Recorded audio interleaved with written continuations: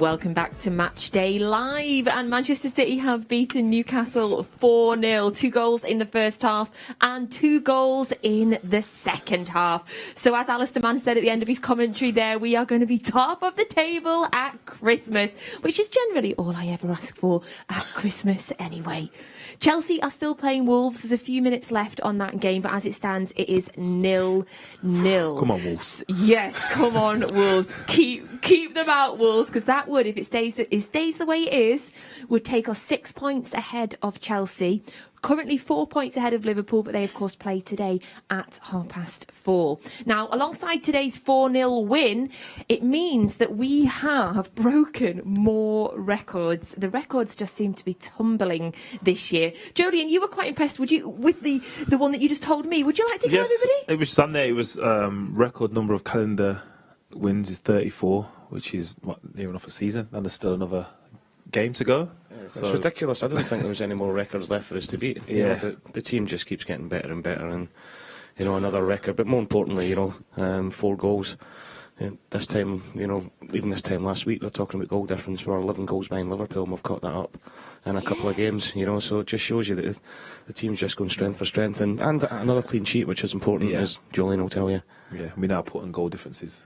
Right. We do. Right. So we've really helped the goal difference on Tuesday night and tonight. So just to confirm, that was our 34th win of 2021, which breaks Liverpool's record of 33 that they had in 1982. Of course, we're not finished yet. There's 2 more games left of 2021 to come as well. So we've done that. And also we've broken another record, Paul. You say you don't know how many we can break, but there's more coming. That was our 18th away win in the league this year.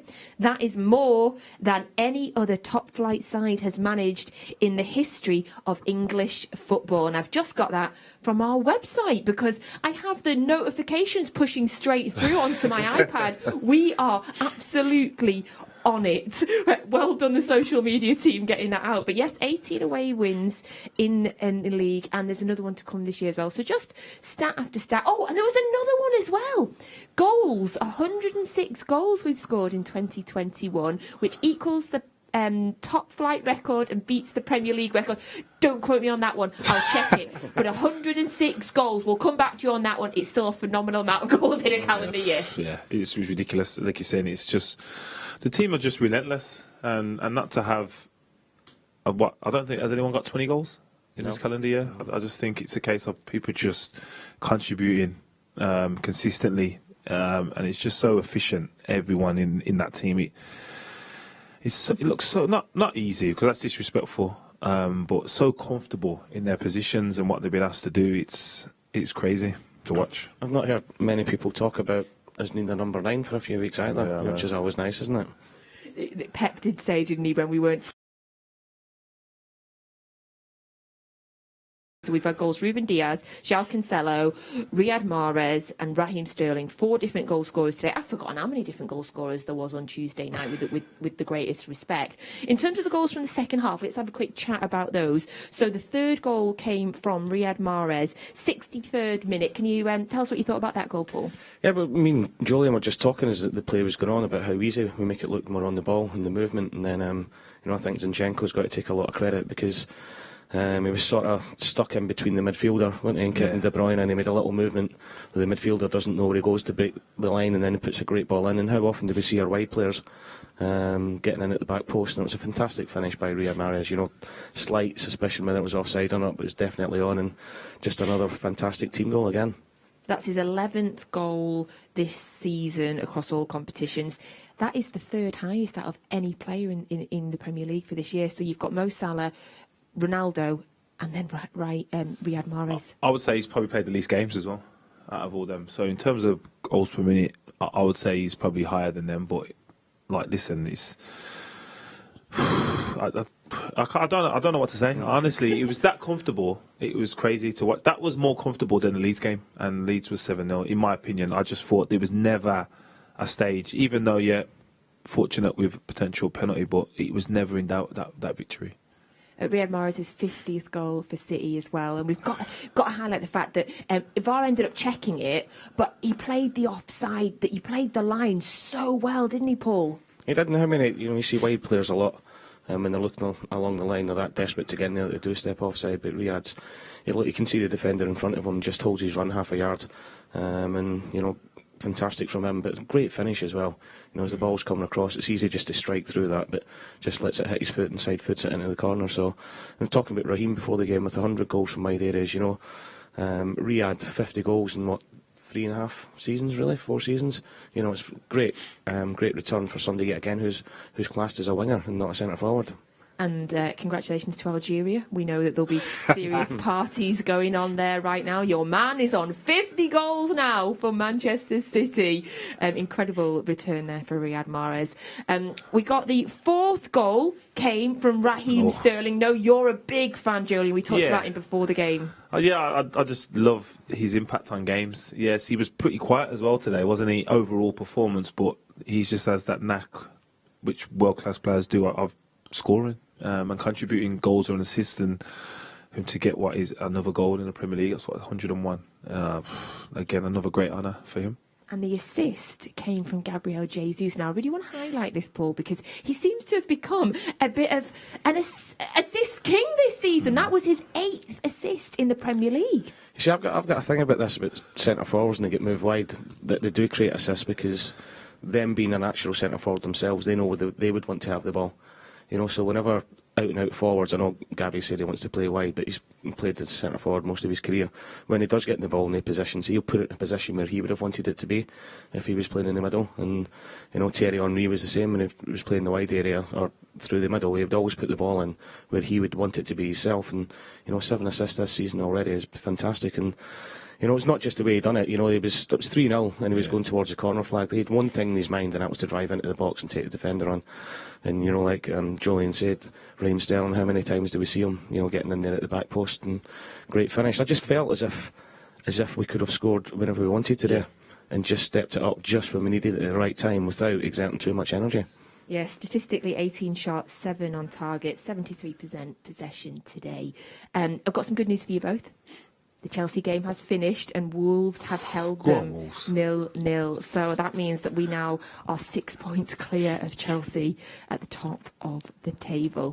Now, another man to highlight, Ederson. So often he doesn't have much to do, but there was a really important moment today where he made that great save, and he did it similar when we played Wolves a couple of weeks ago. Not much to do, and then towards the end makes a great save, Joleon. So he's there when he's called on. Yeah, again, it doesn't surprise me though, because top quality goalkeepers in teams like this, they're not necessarily needed for large parts of the game, but when they are, they produce magical moments. And to do that minimal concentration, I don't know if he faced any other shots. Not really. No. So to save that point blank header, reflexes, having not really participated, again, credit to him. And the preparation he must have to go through and working on concentration above anything else. I think he does it all the time, though, and he's done it since he came to the club. We all talk about how fantastic he is with the ball at his feet, and I think that sort of takes away a little bit how good he actually is as a shot stopper. And there's been many, many times since he's been here. I know the game wasn't tight today, but tight moments in the games that he makes big saves that allows us to go on and go and win the game. Thank you very much, gents. It's always a pleasure to talk about a 4-0 victory with you. Thank you to you all as well for sending in your questions today and for your guesses on Cryptic City. We've had loads of guesses coming in. So it was the first time that I had a go at making the Cryptic City today, and I think it was a bit easy for you all. So that's going to change. We're going to get a little bit tougher for you. So here you go. As you know, you look at the pictures, say what you see, put them together to get the name of former or current Manchester City players. So DLT, Karen Rutter, Chris Pearson, Bobby Hussein, Pamela, you all got it right, as did Paul Dickov in the studio. Paul, could you talk us through the images? Yeah, well, it's obviously the shh and then the on. So Sean, and then go from Monopoly, and then Tear, Sean Gota. And also know he's your all-time favourite player as well, so you've got a massive... So as soon as you said you had picked it, the goat came into my head straight away. Yeah. I was only ever going to do Sergio Aguero or Sean Gota first, wasn't it? That was Sean Gota. How did you find that, Joleon? It was easy enough. After Paul pointed at the. It made sense when it was obviously explained to me. Well, no, you can do better next week. I've got a few. I'm going to do better. I'm going to make it harder. But congratulations to all of you at home that got that right, and thank you for taking part. You can always use #ManCity to give us your guesses as well. Now, I've got a quick question that's come from Andre. Andre Small has WhatsApped us to ask. Now, Andre, I don't know. I'm going to ask them.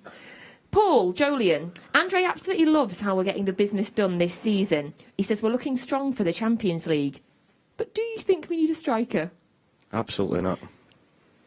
No, I don't. Yeah. I don't. And I'm not just trying to sound clever now. You know, I said that the first few weeks into the season, and I base it on the performances last season when 90% of the time we didn't play with an out-and-out striker. And the players that we've got, and within any given moment, within the 90 minutes, 3 or 4 or 5 players can play in that false number 9, which must be a nightmare for defences to play against.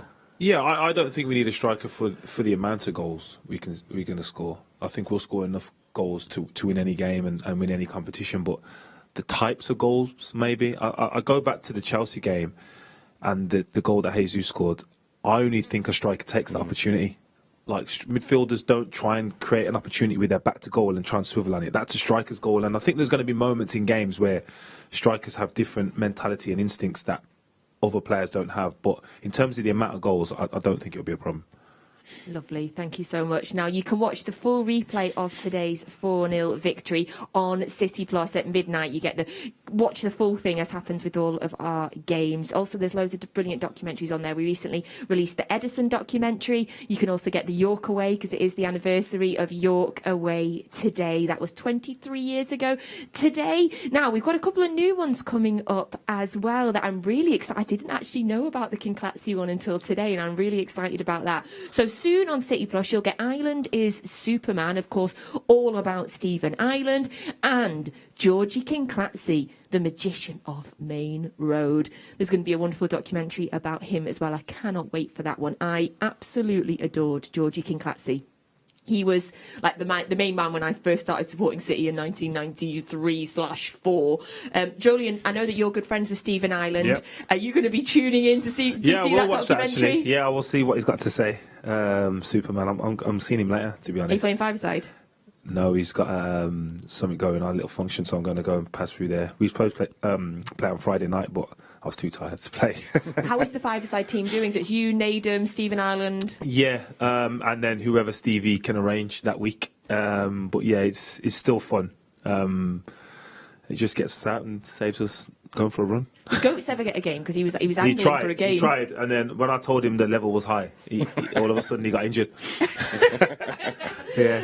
Right, before you both go and have a lovely Christmas, I would like to ask you about the next game, which is, of course, fingers crossed, all being well, will be Boxing Day, my favourite football day of the year, of course. Home game here at the Etihad, which I sincerely hope will be on. I'm sure we'll find out soon. But Paul, Boxing Day against one of your former teams, of course, Leicester, are coming here. What are you thinking ahead of that game? Any game we go into, I fully expect to win. Leicester have been struggling with COVID and a lot of injuries as well. I know they beat Newcastle 4-0 last week, but the results haven't been great, missing a lot of players. And look, the form that we're in, regardless of who plays, has got to be scary for MD, especially coming here to the Etihad. So, as always, I expect a comfortable win. We've had some difficult games against Leicester in the last few years. You know, Jamie Vardy loves to play against us. They're not quite having the season that they did last year. Obviously, they were in the top 4 for the whole of the season last year until like the last game. What are you expecting ahead of Boxing Day? Oh, I don't know. I think they're just starting to pick up better performances. I think they've been inconsistent with their performances, and the results have been evident of that. But like Paul said, if we play how we can, we win the game. It's simple as that, regardless of how they turn up, who plays well for them. If we maximise our game plan, then we win. Thank you very much, gents, because of course we'll be hoping that will take us to, on Boxing Day, to 35 calendar wins, which is just absolutely insane. But Joleon, Lescott, thank you very much for joining me today. Paul, thank you so much for joining me, and I believe that you're back here. Boxing Day. Yeah. Nice. I think it's Kel and Sean Wright Phillips. I'll be the tallest man in the studio for once. You will. Make sure. Can we get some steps for the stools, please? All 3 of them. So So thank you very much for joining us on Matchday Live. As always, get the full replay of today's game on Sky, on City Plus at midnight. Records are a-tumbling, and we absolutely love it. 18th away win of a calendar year. That is a new record as well. And today we have set a new English football record for the most top-flight wins in a calendar year. 34 wins in 2021. And hopefully we'll make it 35 on Boxing Day. Have a wonderful Christmas. We'll see you then.